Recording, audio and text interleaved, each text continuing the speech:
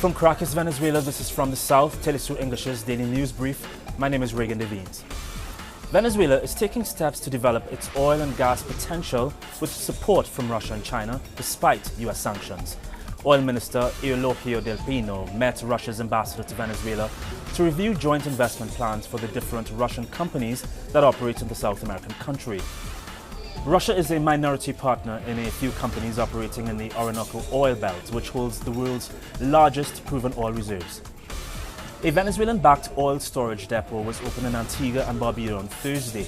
It will be used by the West Indies Oil Company, 25% of which is owned by Venezuela's state oil company PDVSA. Our correspondent Francesca Emanuel has more. Saludos en unos momentos en los que Venezuela está experimentando.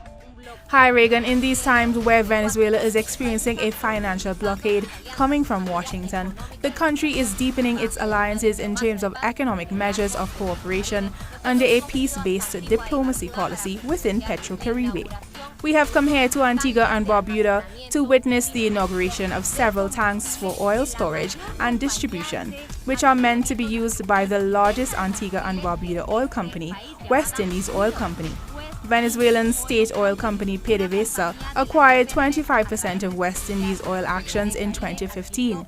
Antigua and Barbuda's government owns 51% of them, and the 24% remaining belongs to a Chinese company.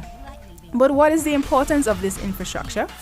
The oil storage depot is part of a cooperation strategy and a piece in the plan to guarantee the energy security of the region. It is also a reinforcement of the PetroCaribe agreements, which involves 17 countries in the region. The facility was built in a strategic location to increase and improve the efficiency of the oil distribution in the Caribbean, which would result in a significant reduction of the cost, so that this would highly benefit both Venezuela and the Caribbean region. Antigua and Barbuda First Minister Gaston Brown attended the inauguration, as well as PetroCaribe's President Raul Licausi. With that, now we go back to the studios.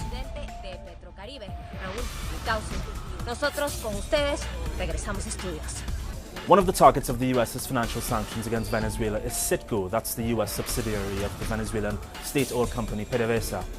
The company has been developing social programs in the United States since the year 2005. Our correspondent Karina Cartagena has more from New York. After former President Hugo Chavez visited the South Bronx in 2005, thousands of families from one of the poorest areas in New York started benefiting from the social programs of Citgo, the subsidiary of the Venezuelan state oil company, which provided heating for low-income families. Sometimes we manage to provide for a building with 900 apartments, which means approximately 5,000 people. So when we received the funds from Citgo and the Venezuelan government, we were not just helping a single building, but a whole community.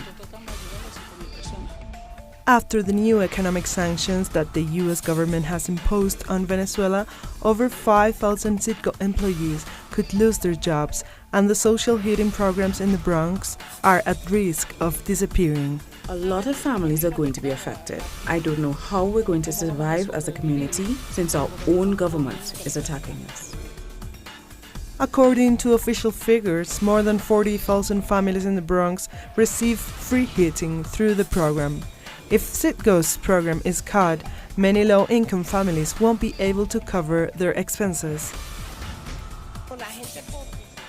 Poor people like us, we need programs to help when there's no heat, because if not, we are going to freeze. For over 10 years, Citgo's assistance in the Bronx has gone beyond providing free heating services. It has also developed several social programs.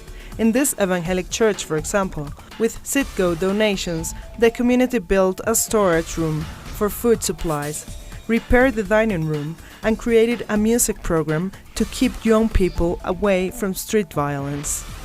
According to Citgo, 235 million gallons of oil were donated to provide more than 100,000 families with heat in 25 states of the United States. The economic sanctions imposed to Venezuela by Trump's administration puts Venezuelan social programs and those who benefit from them in a limbo. Karina Cartagena, teleSUR, New York. Colombia's former guerrilla organization, the FARC, has renamed itself the Revolutionary Alternative Force of the Commons. At its Congress this week, the FARC transformed itself into a political party.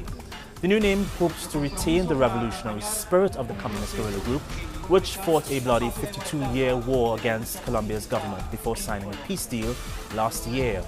Former rebel group leader Rodrigo Londoño says it aims to guarantee peace through social justice along with respect for human rights and economic development.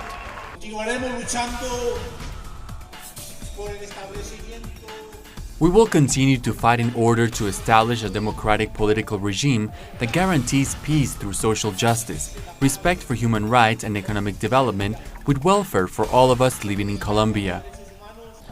More than 150 indigenous people from the Colombian province of Chocó have arrived in Bogotá to ask President Juan Manuel Santos for a new security plan for their region.